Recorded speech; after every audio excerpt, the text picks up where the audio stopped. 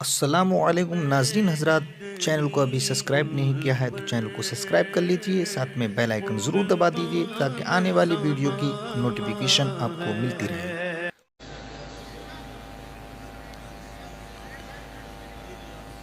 اللہم صلی علی سیدنا و مولانا محمد معدن الجود والکرم و آلہ و صحابہ و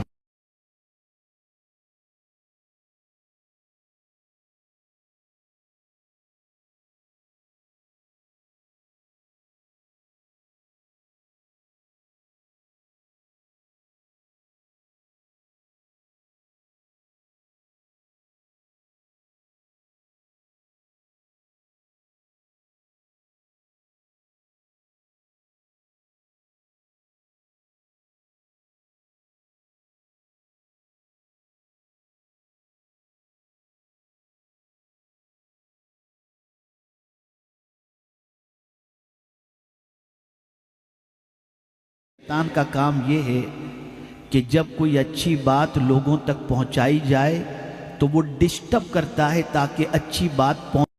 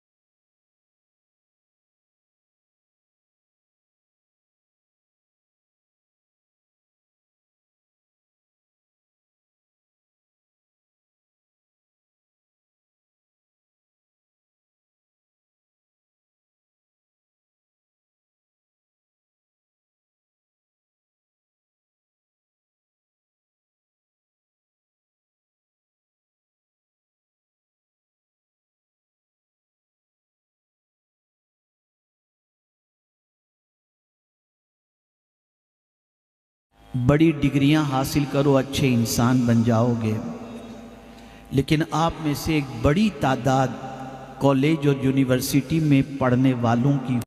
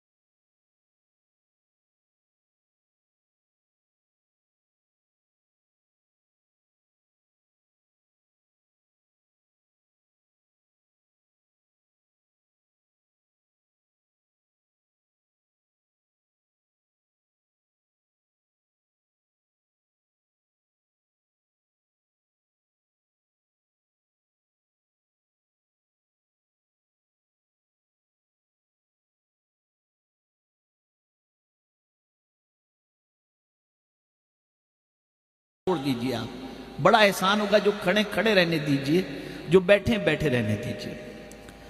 آج آپ دیکھیں کہ انسان کا تصور ہے کہ ایجوکیشن سے انسان بنتا ہے، لیکن آپ میں سے بہت سارے بچے اچھی عادتوں کے عادی ہوتے ہیں،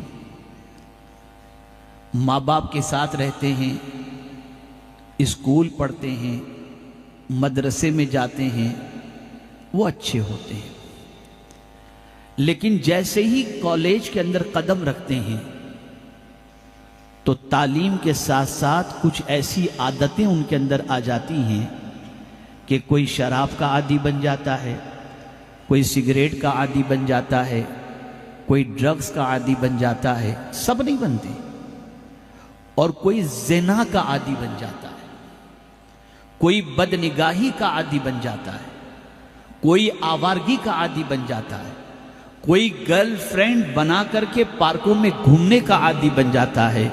سوال یہ پیدا ہوتا ہے کہ جب علم سے انسان بنتا ہے تو یہ علم حاصل کرنے والا بگڑ کیوں رہا ہے؟ سمجھنے کی بات۔ تو اس بات کو اچھی طریقے سے ذہن میں رکھیں، جملے کو ہمیشہ کے لیے دماغ کے اندر بٹھا لیں۔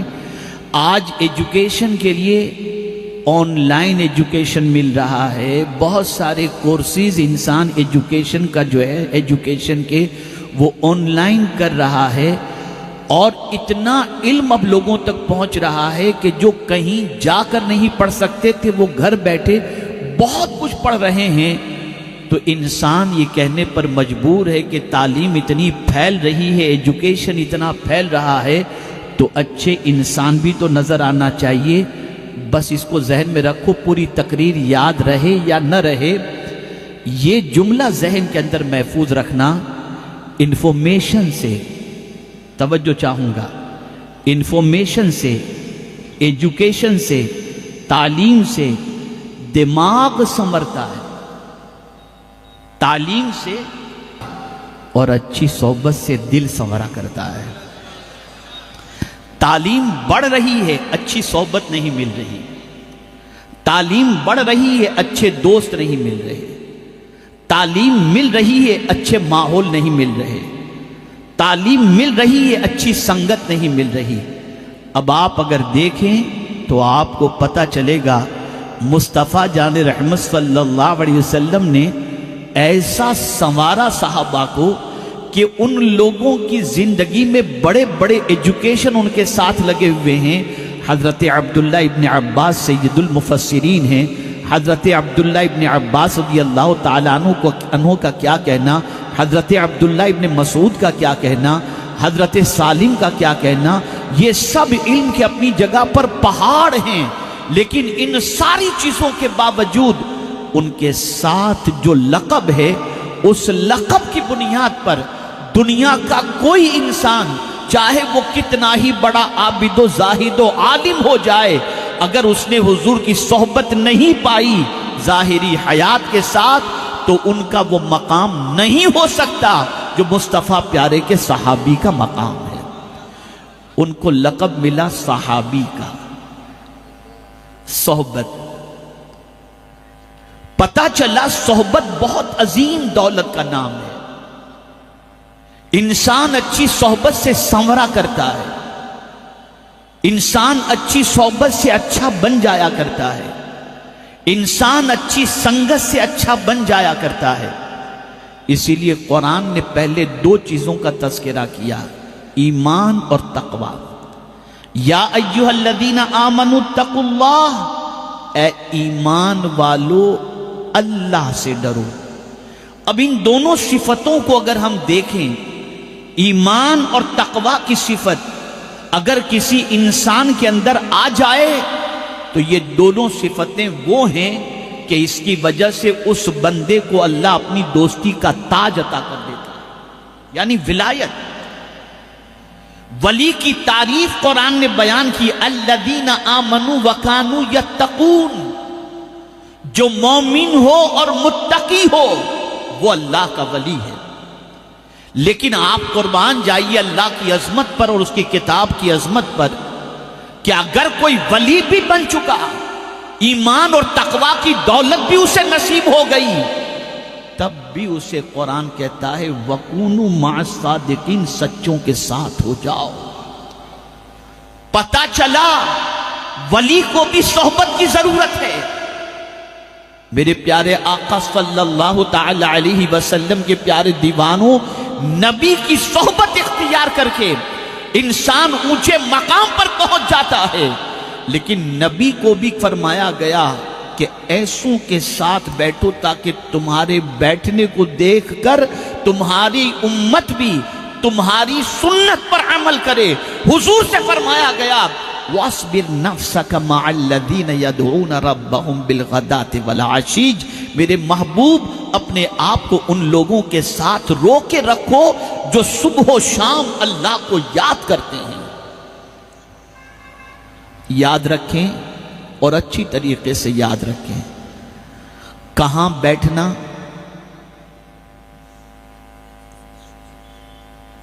کس کی سنگت اختیار کرنا اور کس کی دوستی اختیار کرنا، یہ زندگی بھر آپ اچھی طریقے سے ذہن کے اندر محفوظ حکما فرماتے ہیں۔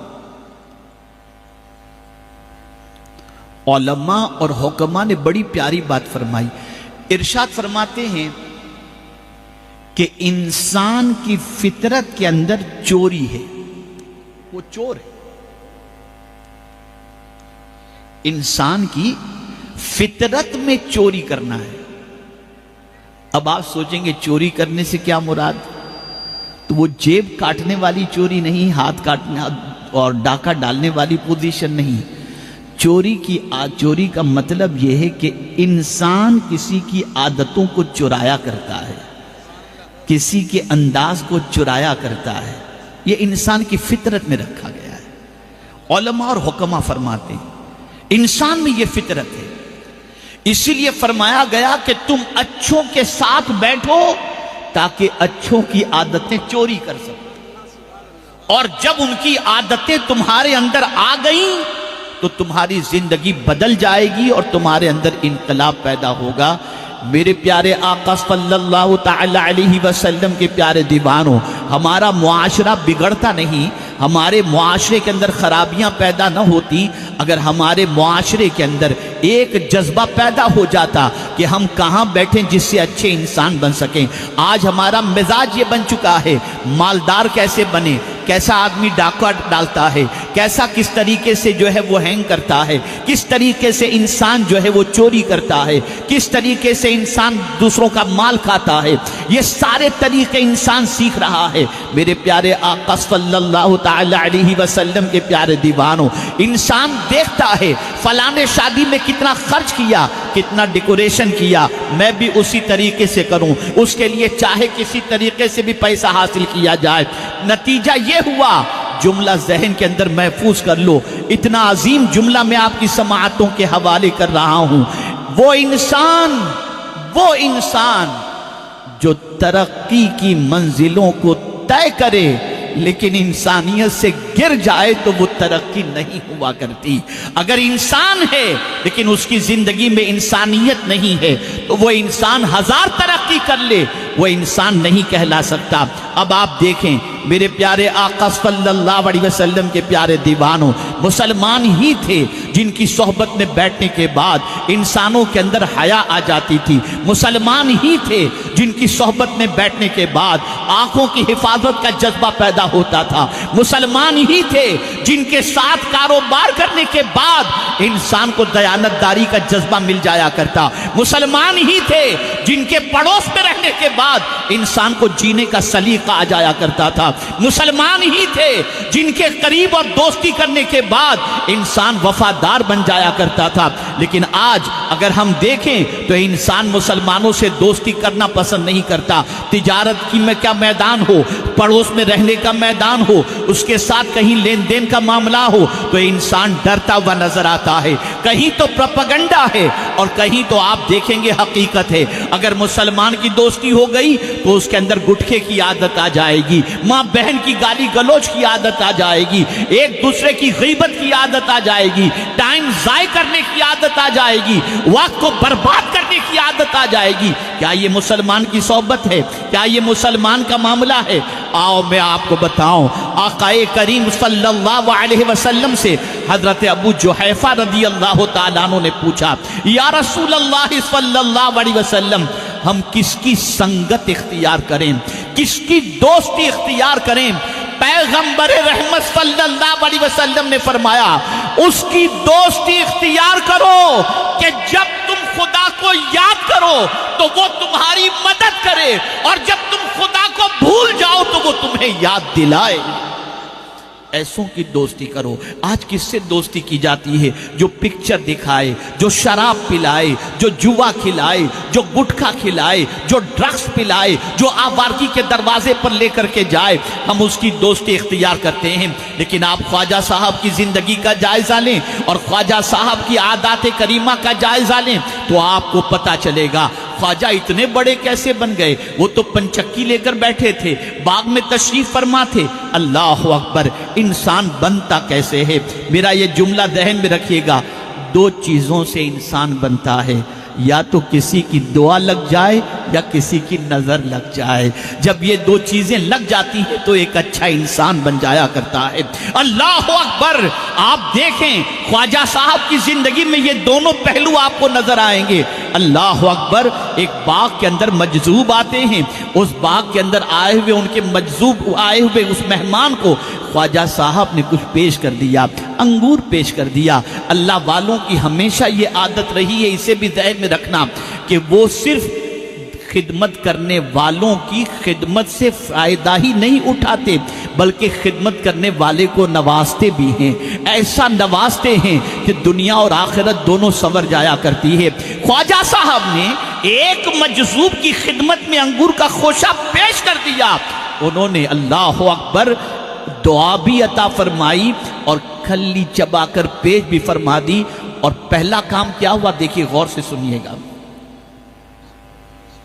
یہ نہیں دیکھا حضرت ابراہیم نے کہ معین الدین کے پاس باغ موجود ہے اور اس نے اتنی خدمت کی، اب اس سے تعلق استوار کرنا چاہیے تاکہ یہ اپنے انگور کے باغ میں سے مجھے نوازتا رہے اور میرا کام بنتا رہے۔ نہیں، ولی سے تم نے محبت کی، ولی کی تم نے خدمت کی، تو ولی کا کام ہوتا ہے دنیا کی محبت نکال کر خدا کی محبت کو پیدا کر دینا۔ حضرت ابراہیم نے چبائی ہوئی خلی جب پیش کی تو خواجہ صاحب کی زندگی میں اتنا بڑا انقلاب آیا کہ اب نہ باغ اچھا لگتا ہے۔ توجہ چاہوں گا، اس کو سمجھتے ہوئے چلیے گا۔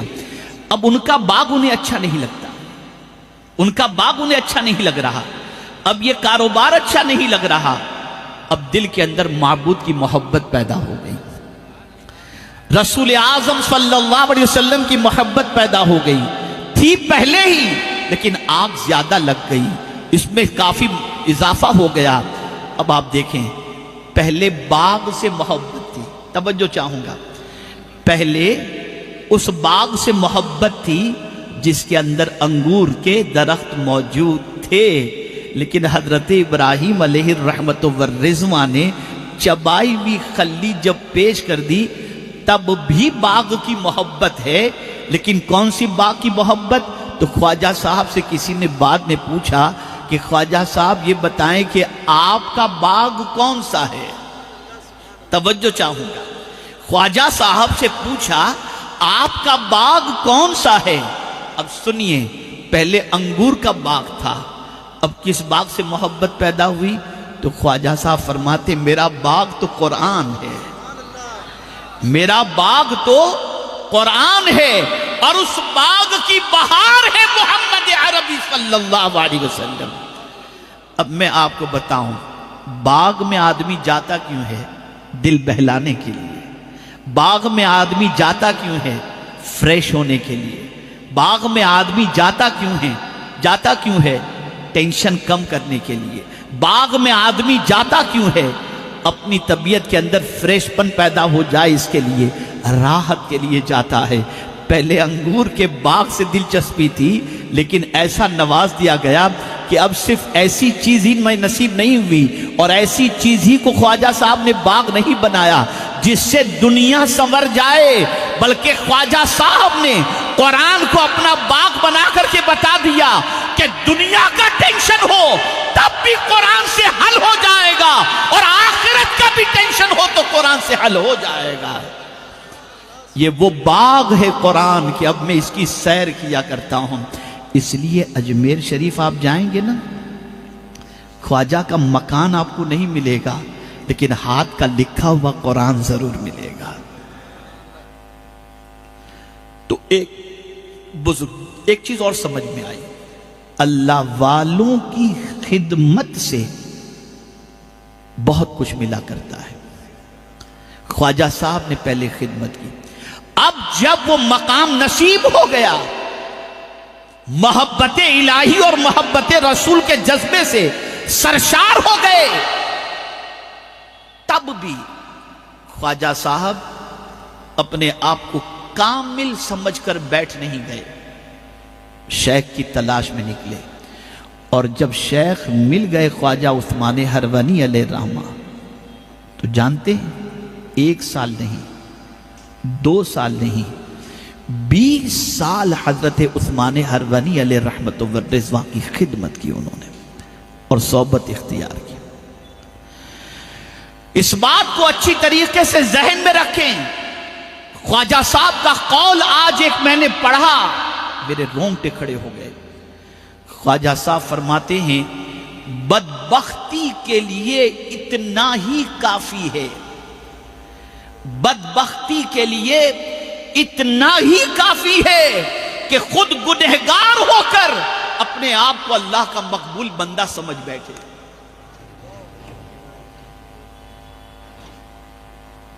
گنہگار ہو کر اپنے آپ کو اللہ کا مقبول سمجھ بیٹھے، بدبختی کے لیے اتنا ہی کافی.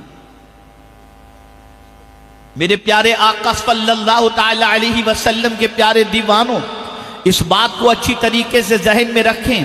بیٹھنے کے سلسلے میں ہمیشہ دیکھا کریں کس کے ساتھ بیٹھ رہے ہو. کہیں ایسا تو نہیں اچھے کے ساتھ نہ بیٹھنے کی وجہ سے، بروں کے ساتھ بیٹھنے کی وجہ سے بری عادتیں تمہارے اندر آ جائیں.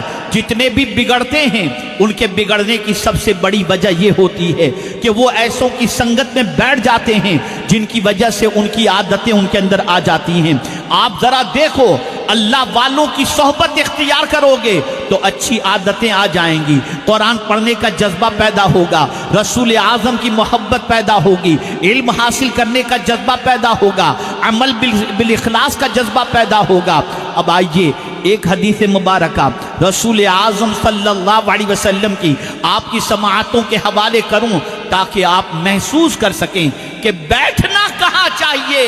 آج کے بعد جہاں صحبت اختیار کرنی ہو وہاں یہ 3 چیزیں دیکھ لیا کرو کہ مصطفیٰ جان رحمت صلی اللہ علیہ وسلم نے کن لوگوں کی صحبت اختیار کرنے کے بارے میں فرمایا.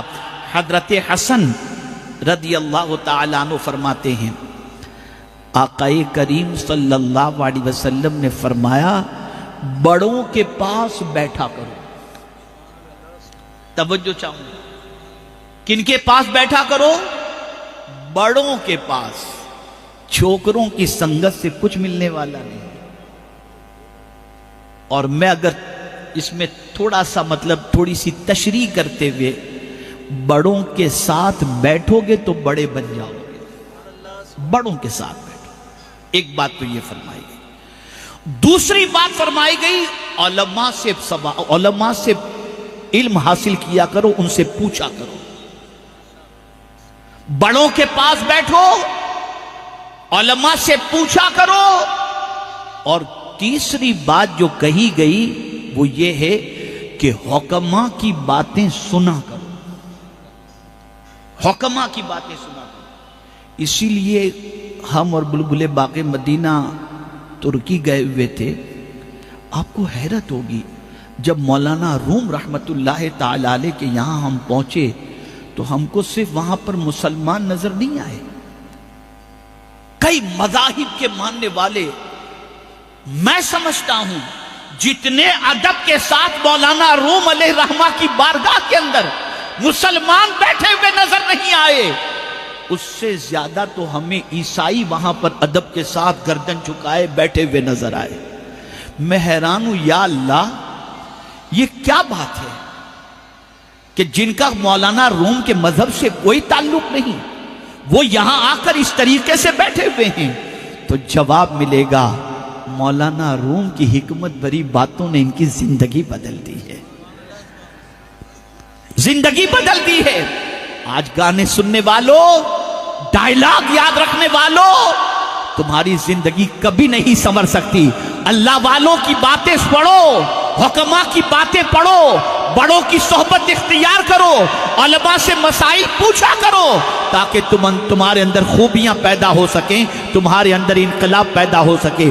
خواجہ صاحب کی زندگی کے اندر انقلاب پیدا ہوا.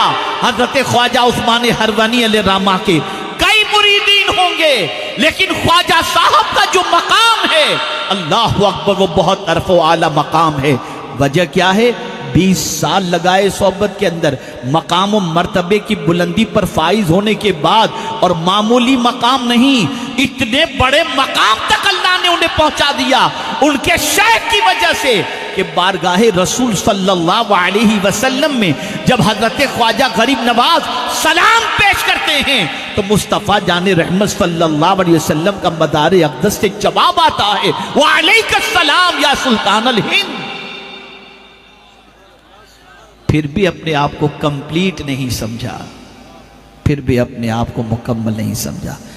اچھے انسان بننا چاہتے ہو تو خواجہ صاحب کے فارمولے پر عمل کرو، ادھر ادھر نہ بیٹھا کرو، اوٹوں پر نہ بیٹھا کرو، چوراہے پر نہ بیٹھا کرو، ناچ گانے باجے تماشے والوں کے ساتھ نہ بیٹھا کرو، شراب جوا کھیلنے والوں کے ساتھ نہ بیٹھا کرو، برائیاں کرنے والوں کے ساتھ نہ بیٹھا کرو۔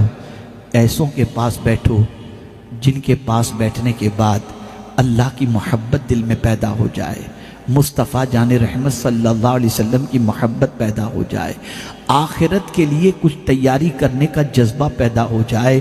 آپ سوچو جس مولائے کائنات کو رسول اعظم صلی اللہ علیہ وسلم نے اپنی دختر نیک اختر عطا فرما دی، اس مولائے کائنات کے بارے میں آپ سوچو۔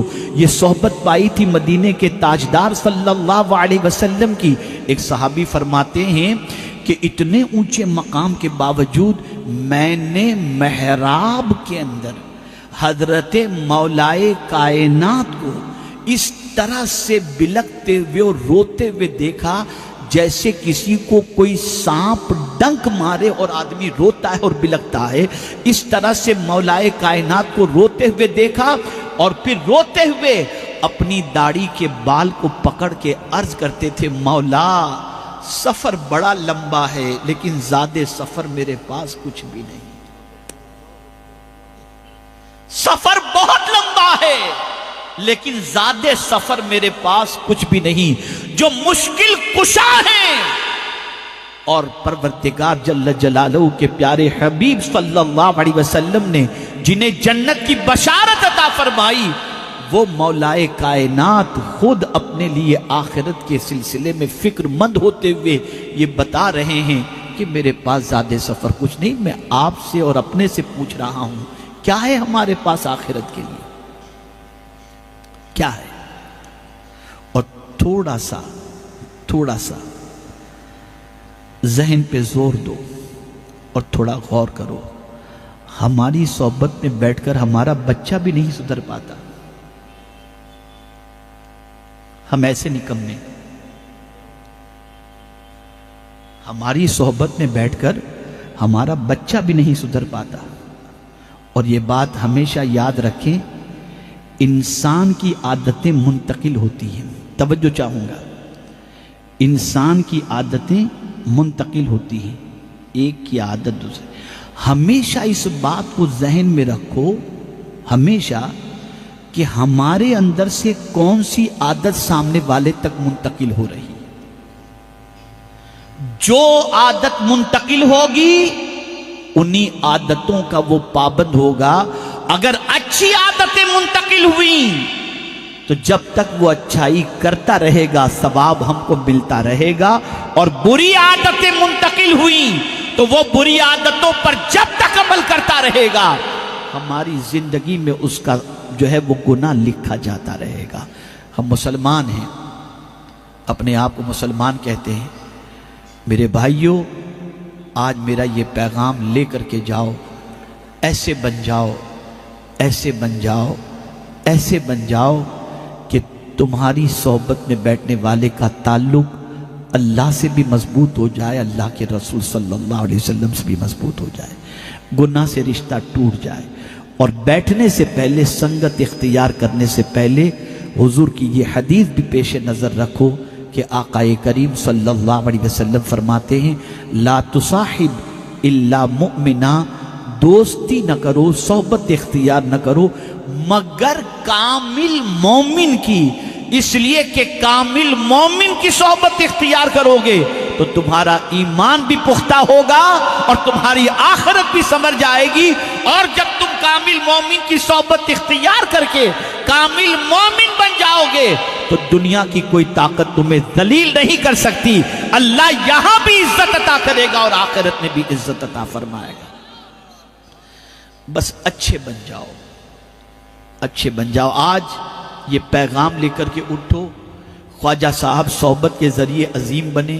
علم تھا لیکن بغیر علم کے نہیں. کوئی بھی ولی غیر عالم ہو ہی نہیں سکتا، ہو ہی نہیں سکتا. ولی کے لیے عالم ہونا شرط ہے. میرے پیارے آقا صلی اللہ تعالی علیہ وسلم کے پیارے دیوانوں، اس لیے علم بھی حاصل کرو لیکن سنگت. آج بھی آپ دیکھیں گے کہ بہت سارے اسکول اور کالج پڑھنے والے بچے ایسے بھی آپ کو ملیں گے جن کو سنگت اچھوں کی ملتی ہے. وہ اپنا ٹائم ضائع نہیں کرتے، ٹائم کا یوٹیلائز کرتے ہیں.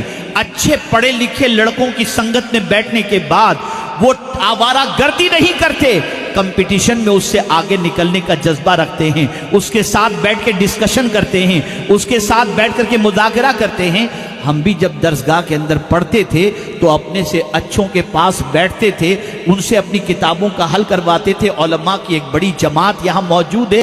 دارالعلوم کے اندر باقاعدہ ایک وقت ہوتا ہے جس کو تکرار کا وقت کہا جاتا ہے، جس میں طلباء بیٹھ کر کے آپس میں کل کے سبق کے سلسلے میں تکرار کرتے ہیں. اور جب کوئی مسئلہ سمجھ میں نہیں آتا تو سینئر طلباء سے اس مسئلے کا جواب طلب کرتے ہیں. یہ تکرار کے ذریعے مجھے آج بھی ہمارے زمانے طالب علمی کے وہ ساتھی یاد ہیں کہ جن کے پاس ہم کتابیں لے کر کے جاتے تھے اور ان سے اپنی کتابوں کے مسائل کا حل تلاش کرتے تھے اور پوچھا کرتے تھے. تو آپ اچھوں کی صحبت اختیار کرو. اسکول اور کالج اگر پڑھتے ہو ضرور پڑھو لیکن آوارہ لوگوں کی سنگت اختیار نہ کرنا، لڑکیوں کے ساتھ تعلقات استوار نہ کرنا. تمہاری ماں یا تمہارے باپ اس لیے تمہارے پیچھے پیسہ خرچ نہیں کرتے کہ تم وہاں جا کر کے آوارہ گردی کرو. ان کے بھی اپنے خواب ہوتے ہیں، ان کی بھی اپنی تمنائیں ہوتی ہیں. ان تمناؤں کو پورا کرنا اپنا مقصد سمجھو اور سب کچھ ایک طرف رکھو. بس اتنا سوچو جیسا حضور ہمیں دیکھنا پسند کرتے ہیں ویسے بن جاؤ، جیسا رب ہمیں دیکھنا پسند کرتا ہے ویسے بن جاؤ. اگر ہم ویسے بن گئے تو میرے پیارے آقا صلی اللہ علیہ وسلم کے پیارے دیوانوں، ایک نیک بچے کو دیکھ کر باپ کتنا خوش ہوتا ہے اور باپ فخر سے کہتا ہے یہ میرا بیٹا ہے. اگر باپ اپنے نیک بچے کو دیکھ کر جب خوش ہو سکتا ہے تو مدینے کے تاجدار اپنے نیک امتی کو دیکھ کر کتنا خوش ہوں گے. اور جب مدینے کے تاجدار اپنے نیک امتی کو دیکھ کر کے خوش ہوں گے تو خدا اپنے نیک بندے کو دیکھ کر کتنا خوش ہوگا. اچھے بن جاؤ، اچھوں کی صحبت اختیار کرو. اور قرآن کی اس آیت پر میں اپنی گفتگو کو ختم کرتا ہوں. وَإِمَّا يُنْسِيَنَّكَ الشَّيْطَانُ فَلَا تَقْعُدْ بَعْدَ الذِّكْرَى مَعَ الْقَوْمِ الظَّالِمِينَ. غور سے سن لیجئے گا. اللہ فرماتا ہے جب شیطان کہیں تم کو بھلا دے، وَإِمَّا يُنْسِيَنَّكَ الشَّيْطَانُ، جب شیطان کہیں تم کو بھلاوے میں ڈال دے، جیسے کسی آوارہ کے ساتھ بیٹھے ہیں، ظالم کے ساتھ بیٹھے ہیں اور تھوڑی دیر بیٹھے ہیں اور ہمیں کچھ خیال ہی نہیں کہ یہ کون ہے کیسا ہے، بیٹھے ہوئے ہیں، شیطان نے بھلاوا ڈال دیا. لیکن اللہ کو مہربانی کرنی تھی تو کوئی بات تمہارے ذہن میں ڈال دی کہاں بیٹھا ہوا ہے، یا کوئی نیک آدمی تمہارے سامنے سے گزرا، تم نے اسے دکھا رہی انہوں نے دیکھ لیا میں اس کے ساتھ بیٹھا ہوا ہوں. تو اب قرآن کہتا ہے فَلَا تَقْعُدْ، اب بیٹھنا نہیں، اٹھ جا یہاں سے، اب اٹھ جا. اس لیے کہ اللہ نے تجھ پر کرم فرما دیا کہ تیرے پاس نصیحت آ گئی. اب جب نصیحت آ گئی اٹھ جا یہاں سے. میں کہتا ہوں اس سے بڑا کرم اور میرے کریم کا کیا ہوگا کہ بروں کے ساتھ بیٹھے ہوئے ہو اور اللہ تم کو بچانے کے لیے کوئی نصیحت تمہیں عطا فرما دے. جیسے ہی نصیحت آ گئی اٹھ کے چلے جاؤ. اور اگر تم وہاں سے اٹھ کر کے چلے گئے تو اللہ تمہارے سینے میں حکمت بھر دے گا. بھر دے. یہ پالیسی اپنے ذہن کے اندر رکھو, یہ فارمولا اپنے ذہن کے اندر رکھو. میں صرف یہی آج کی نشست میں اور اجتماع میں آپ کو پیغام دینا چاہوں گا, ایسے بن جاؤ کہ ماں باپ بھی خوش ہوں, خواجہ صاحب بھی خوش ہوں, غوث پاک بھی خوش ہوں, آقا کریم صلی اللہ علیہ وسلم بھی خوش ہوں, اور رب قدیر جل جلالہ بھی خوش ہو. اپنے آپ کو تھوڑا سا ہم دیکھ لیں کہ ہم کیسے ہیں, اور اگر اپنے آپ کو بہتر بنانا ہے تو اچھوں کی صحبت اختیار کرو, تاکہ ان کی عادتیں تمہاری زندگی میں آ جائیں, ان کا کرم تمہارے شامل حال ہو جائے. اور ہمیشہ یاد رکھیں بڑوں کی صحبت. صحابہ کی زندگی آپ دیکھیں, انہوں نے حضور کی صحبت پائی, اللہ اکبر, وہ کتنے بڑے بن گئے. پھر صحابہ کی صحبت تابعین نے پائی, وہ کتنے بڑے بن گئے. اور میرے پیارے آقا صلی اللہ تعالی علیہ وسلم کے پیارے دیوانوں, کبھی کبھی علم کے اعتبار سے چھوٹے بھی اتنے بڑے بن جاتے ہیں, اور فکر کے اعتبار سے, حکمت و دانائی کے اعتبار سے بڑوں کی صحبت پانے کے بعد چھوٹوں کو اللہ اتنا بڑا بنا دیتا ہے کہ آپ دیکھیں تو آپ کی عقل دنگ رہ جائے گی کہ فاروق اعظم رضی اللہ تعالیٰ عنہ کی محفل کے اندر ایک نوجوان آ کر کے بیٹھا کرتے تھے. بوڑھے صحابہ کے درمیان وہ بیٹھا کرتے تھے, تو اکثر بوڑھے صحابہ یہ سوچتے تھے, ضعیف صحابہ وہ یہ سوچا کرتے تھے کہ یہ محفل کے اندر ان کو فاروق اعظم کیوں بلاتے ہیں, اللہ اکبر. لیکن ایک بار فاروق اعظم نے بھانپ لیا کہ یہ مشائخ جتنے موجود ہیں, یہ جتنے بھی صحابہ ضعیف العمر موجود ہیں, ان کو یہ بچہ شاید کھٹکتا ہے. تو ایک سوال فاروق اعظم نے محفل کے اندر موجود بڑے صحابہ سے پوچھ لیا, تو بڑے صحابہ نے اپنے اعتبار سے جواب دیا, اور پھر فاروق اعظم رضی اللہ تعالیٰ عنہ نے اس نوجوان صحابی سے پوچھا جو عمر میں سب سے کم تھے. جو جواب انہوں نے عطا فرمایا, تو فاروق اعظم نے سارے صحابہ سے پوچھا, بتاؤ ان کے جواب کے بارے میں تمہارا کیا خیال ہے؟ تو سب نے یہی کہا, ان کا جواب ہی سب سے زیادہ صحیح نظر آ رہا ہے. تو ایسے بھی لوگ ہوں جو علم کے اعتبار سے بڑے ہوں, بھلے عمر میں چھوٹے ہوں, کردار کے اعتبار سے بڑے ہوں, بھلے عمر کے اندر چھوٹے ہوں, آپ ان کی صحبت اختیار کرو, تاکہ ان کی صحبت کی بنیاد پر آپ کی زندگی میں انقلاب پیدا ہو سکے. مسلمانوں, خود تم اتنے اچھے بن جاؤ, اتنے پیارے بن جاؤ, اتنے پاکیزہ بن جاؤ, اتنے نیک بن جاؤ کہ تمہاری صحبتوں کو اختیار کرنے کے بعد انسان کی زندگی میں انقلاب پیدا ہو سکے. تمہاری زندگی سے برائیاں چھلکتی نہ ہوں, تمہاری زندگی سے اچھائیاں چھلکتی ہوں. تمہاری عادتوں کو کوئی اختیار کرے, اس کی دنیا بھی سنور جائے اور اس کی آخرت بھی سنور جائے. مسلمانوں, اچھے بن جاؤ. آج اچھا بننا بہت ضروری ہے, نیک بننا بہت ضروری ہے. پوری دنیا نے منصوبہ بنا لیا ہے تمہیں آوارہ بنانے کے لیے, اور پوری دنیا نے منصوبہ بنا لیا ہے تمہارا پکچر دنیا کے سامنے ایک غلط پیش کرنے کے لیے. تم بھی ایسا عزم کر لو کہ ہم اچھے رہیں گے, اور اچھے ثابت کر کے انشاءاللہ رہیں گے. کریں گے کوشش انشاءاللہ.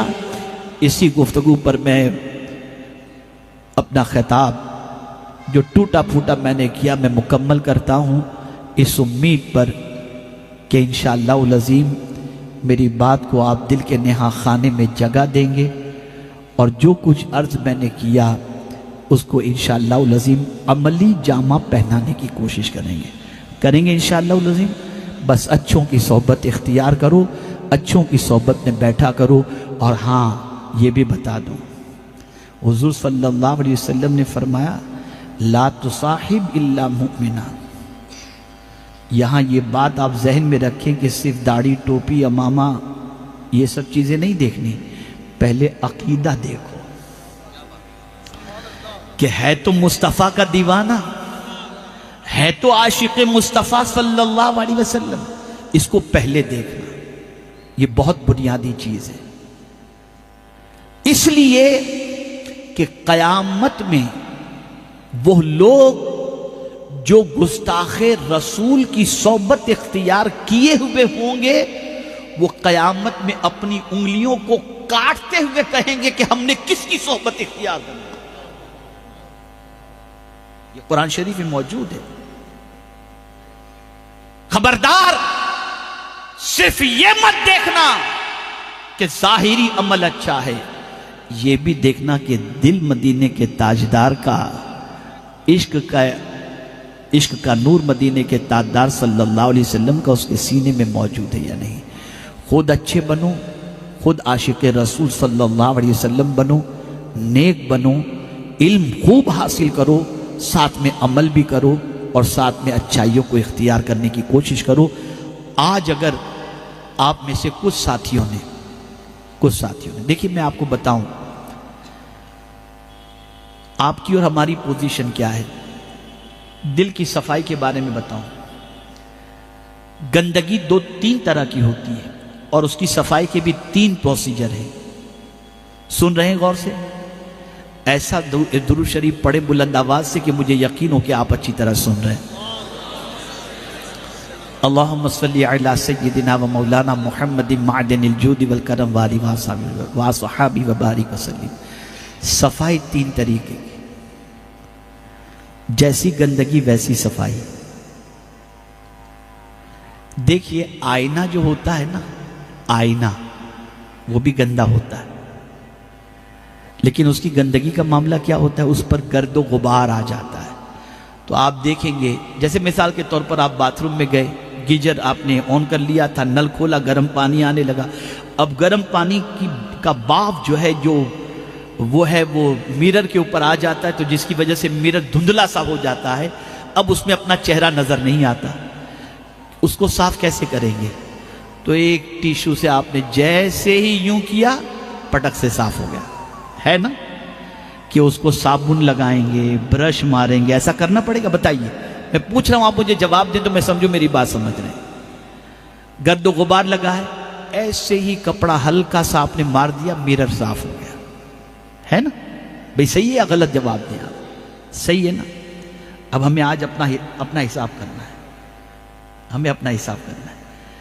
کپڑا اگر میلا ہو جائے، کپڑا اگر میلا ہو جائے تو کیا اس کو کوئی ٹیشو سے یوں پھیر دیں گے تو کپڑا صاف ہوگا؟ جواب دیں آپ، میری بات سمجھ لیں۔ نہیں نا، اس کی صفائی کے لیے کیا کرنا ہوگا؟ پانی میں ڈالو، صابن لگاؤ، رگڑو، اور آج کل تو اتنا بھی موقع نہیں، سیدھا ڈال دو واشنگ مشین میں، پاؤڈر ڈال دو، خوب اس کو جو ہے وہ پیسا جاتا ہے، پھر اس کو نکالو، تب وہ صاف ہوتا ہے۔ تو پتہ چلا میرر کی صفائی کا طریقہ جدا ہے، کپڑے کی صفائی کا طریقہ جدا ہے، دونوں کا۔ اور اس سے خطرناک پوزیشن جو ہے وہ سونے کی ہے۔ ماشاءاللہ یہاں تو جے پور ہے، یہ تو سونے کی صفائی کا طریقہ جدا ہے۔ اگر گولڈ کو صاف کرنا ہے، اس کے میل کچیل کو نکالنا ہے، تو وہاں صابن بھی نہیں چلے گا، برش بھی نہیں چلے گا، اسے سونار آگ کے اندر ڈالتا ہے اور پھر آگ میں جلا کر اس کے میل کو ختم کرتا ہے، پھر وہ سونا نکالتا ہے، تب وہ پیور بنتا ہے۔ پتہ چلا 3 اسٹیج ہوئے صفائی کے، 3 اسٹیج ہوئے۔ ایک یوں ہی ٹیشو سے صاف، ایک رگڑ کر کے صاف، ایک جلا کر کے صاف۔ مسلمانوں، ہماری پوزیشن جو ہے نا وہ ٹیشو والی ہے ہی نہیں، ہے ہی نہیں۔ ہم خود اپنے آپ کو دیکھیں نا، اگر ٹیشو والی ہے تو ایک آیت پڑھ کر دل پر لگا ہوا زنگ فوراً صاف ہو جائے۔ یہاں ہر جمعہ کو آیتوں کا انبار علماء لگاتے، کچھ فرق نہیں پڑتا۔ اجتماعات کے اندر آیتوں کے انبار اور حضور کی حدیث سنائی جاتی ہے، کوئی فرق نہیں پڑتا۔ اتنا سخت میلا ہو چکا ہے ہمارا دل، اتنا گندا ہو چکا ہے ہمارا دل کہ صفائی کے لیے آیتیں پڑھی جاتی ہیں، احادیث سنائی جاتی ہیں، کوئی صفائی نہیں ہوتی۔ پھر مصیبتیں آتی ہیں، پھر مصیبتیں آتی ہیں۔ اس کے ذریعے اللہ رگڑتا ہے، صاف کرتا ہے اللہ۔ اب تجھے تکلیف میں ڈالتے ہیں تو اب اس طرح سے صفائی ہوتی ہے۔ بعض لوگ تو اتنے ظالم ہوتے ہیں کہ کسی حد تک ایمان کا ٹمٹماتا ہوا دیا تو ان کے اندر موجود ہوتا ہے، لیکن مصیبتوں میں اللہ سے قریب ہونے کی بجائے سگریٹ شروع کر دیتے ہیں، پکچر دیکھنا شروع کر دیتے ہیں، یا پھر جو ہے وہ ڈرگز لینا شروع کر دیتے ہیں، نشے میں ہیں ہم ٹینشن ہلکا کر رہے ہیں اس طریقے سے، تو وہ مصیبتیں بھی اس کو صاف نہیں کر پاتی، اور پھر جب وہ مرتے ہیں تو ایمان چونکہ ان کے اندر ہوتا ہے تو پروردگار گناہوں کی وجہ سے انہیں جہنم کی آگ میں ڈال کر ان کی صفائی کرتا ہے، اور پھر جب وہ صاف ہو جاتے ہیں تب وہ ایمان کی وجہ سے جہنم سے نکال کر اللہ عز و جل انہیں جنت میں آخر میں داخل فرمائے گا۔ اب ہمیں دیکھنا ہے کہ ہمیں کس طرح سے اپنے دل کی صفائی کرنی ہے، ہم کیسے ہیں، ہمارا دل کیسا ہے۔ اگر قرآن کی آیتوں کی بنیاد پر اللہ کے رسول صلی اللہ علیہ وسلم کے ارشاد کو سننے کے بعد ہمارا دل کانپنے لگ جائے اور ہم گناہوں سے رشتہ توڑ دیں اور فوراً ہم نیکی کے راستے پر آ جائیں، تو سمجھ لو ہمارا دل گندا ضرور ہے لیکن آئینے کی طرح ہے کہ تھوڑی سی بات آئی اور ہم صفائی ہو گئی۔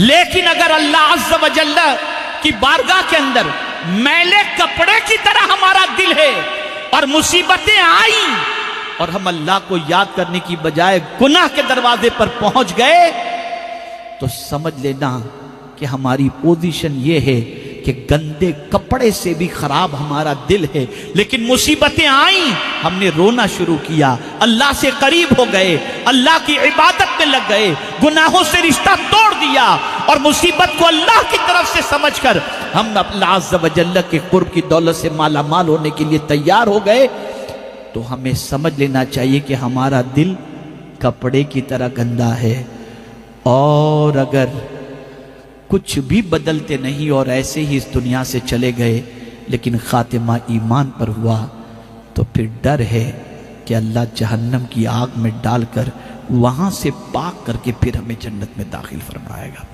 اب ہمارے اوپر ہے، ہمارے اوپر ہے۔ دیکھیے ایسا ہے کہ یہاں جتنے بیٹھیں گے اس میں نابالغ کم ہیں، زیادہ تر بالغ ہیں۔ بڑا فرق ہے نابالغ اور بالغ کا۔ آپ دیکھیے ایک چھوٹا بچہ اگر کچھ کرتا ہے نا تو بچہ سمجھ کر چھوڑ دیا جاتا ہے کہ یہ بچہ ہے۔ توجہ چاہوں گا، چھوٹا بچہ اگر کچھ کرتا ہے، یہ چھوٹا بچہ ہے بیچارہ، چھوڑو کہاں اس کی بات پہ توجہ دیتے ہیں۔ لیکن یہی کام اگر 15-16 سال کا بچہ کرے تو آدمی کہتا ہے شاید اس کے ماں باپ نے اس کی تربیت نہیں کی، اتنا بڑا ہو کر بھی اس کو تمیز نہیں ہے اچھے برے کی۔ اور ایک دم بڑا ہو جائے، 25 سال کا ہو جائے اور پھر بھی اس کی زندگی نہیں سنورتی، تو پھر آدمی کہتا ہے اب اس کو کون سمجھائے، اتنا بڑا ہو گیا اس کو نہیں معلوم کہ کیا کرنا چاہیے۔ اب آپ کو دیکھنا ہے ماں باپ کا مرحلہ گزر چکا، اب آپ کریں گے تو دنیا آپ کو کہے گی اتنا بڑا ہو کر کے تو نہیں سدھرا ابھی تک۔ اب آپ کے اوپر ہے کیسا آپ کو بننا ہے، کس طریقے کا بننا ہے، کیسی زندگی آپ کو بنانی ہے۔ یار دنیا کہاں سے کہاں نکل گئی، آج ہم کتنے پیچھے ہیں۔ ہمارا حال دیکھیے، ہماری عادتیں دیکھیے، ہماری کیفیت دیکھیے، ہماری پوزیشن دیکھیے۔ خدا کی قسم تنہا خواجہ صاحب نے اتنے انسانوں کو سنوارا ہے جس کی کوئی انتہا نہیں، تنہا خواجہ صاحب نے۔ اس لیے اپنے آپ کو سنوارو، مبارکباد کے مستحق ہو تم کہ خواجہ صاحب کے قریب رہنے کی اللہ نے تمہیں توفیق عطا فرمائی ہے۔ بدلو اپنے آپ کو، بدلو اپنی زندگی کو۔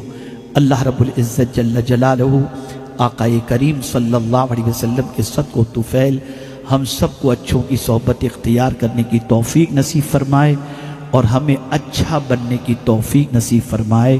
اور آج کے بعد اس تصور کو ذہن میں رکھ لو کہ گناہ سے رشتہ ختم کریں گے انشاءاللہ۔ گناہ سے تعلق توڑ دو، نیکی کی کثرت کرو، نیکی کی کثرت کرو۔ اللہ سب سے پہلے مجھے توفیق عطا فرمائے، پھر آپ سب کو توفیق عطا فرمائے۔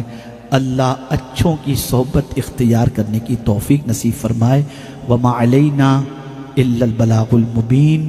السلام علیکم ورحمۃ اللہ وبرکاتہ۔ مجھے پھر ایک شعر یاد آ گیا، اگر اجازت ہو تو عرض کر دوں اچھی صحبت کے بارے میں۔ یک ساعت، میں نے ابھی بنگلور میں قاری صاحب موجود تھے، میں نے صحابہ کی عظمت پر گفتگو کرتے ہوئے عرض کیا تھا، اس شعر کو بھی میں نے کہا تھا، یار آپ دیکھیے، قربان جائیے اس شعر کو پیش کرنے والے کی عظمت پر۔ یک ساعت، ایک گھڑی، صحبت با اولیاء، اللہ والوں کی صحبت ایک گھڑی کی، بہتر از 100 سالہ طاعت بے ریا، بے ریا 100 سال کی عبادت سے بہتر ہے۔ یعنی دیکھیں نماز کی بات نہیں کی گئی، توجہ چاہوں گا، بہتر از 100 سالہ نماز بے ریا نہیں، طاعت کی بات کی گئی، یعنی 100 سال تک پیورٹی کے ساتھ اگر کوئی شخص اللہ کی باتوں پر عمل کرے، اس سے بہتر ہے کہ ایک لمحے کے لیے کسی اللہ کے ولی کی صحبت نصیب ہو جائے۔ تو میں کہتا ہوں جب ایک لمحے کی اللہ کے ولی کی صحبت اختیار کرنے والے کا مقام اتنا اونچا ہو سکتا ہے، تو جو مصطفیٰ کی صحبت اختیار کرے اس صحابی کا مقام کتنا عرف و اعلیٰ ہوگا۔ اے رسول اعظم صلی اللہ علیہ وسلم کے دیوانوں، ان چیزوں کا خیال کرو۔ السلام علیکم ورحمۃ اللہ تعالی وبرکاتہ۔